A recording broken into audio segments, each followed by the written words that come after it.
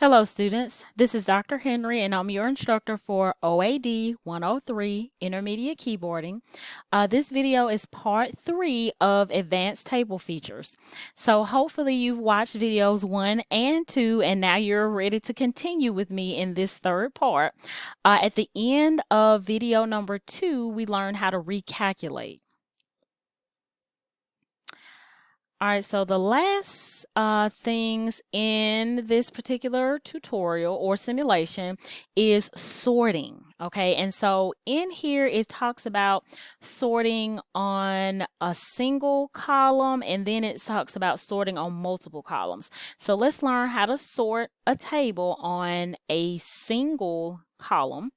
All right, so for this particular task, it says sort the table in ascending order. Ascending is A to Z or low to high by the dish column. So here's the dish column, but we need to select our entire table, and I'm going to have to expand, and then I'm going to go to my layout tab because there's where my sorting option is. So I have my whole table selected. I'm going to my sort function on the layout table, and then it says we're sorting by the dish column. So we're sorting by dish. If it was a different one, we would just click the drop box and select it.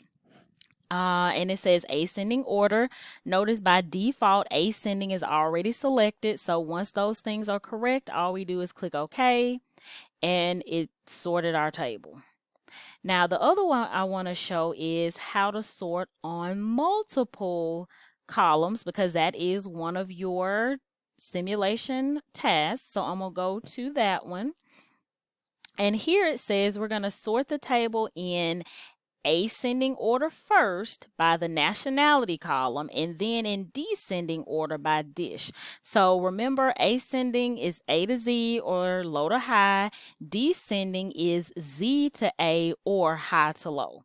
So again, I need to select my entire table. I'm going to go to my layout tab. I'm going to go to my sort function, and I'm going to follow in order. So it says we're sorting first by nationality column in ascending order. So that didn't change by default.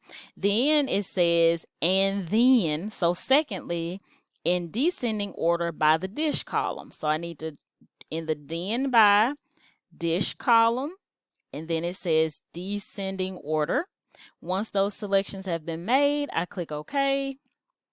It says I'm correct and the things were sorted.